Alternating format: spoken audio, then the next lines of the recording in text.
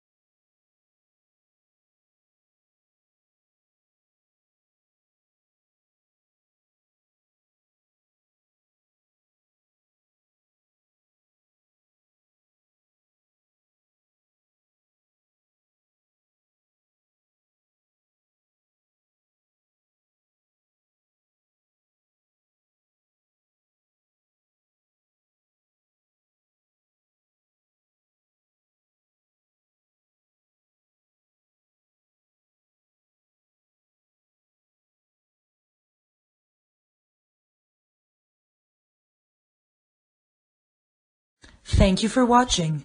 If you liked what you saw in this video, go ahead and subscribe to my YouTube channel. If you have any questions or suggestions, head down to the comment section and let me know.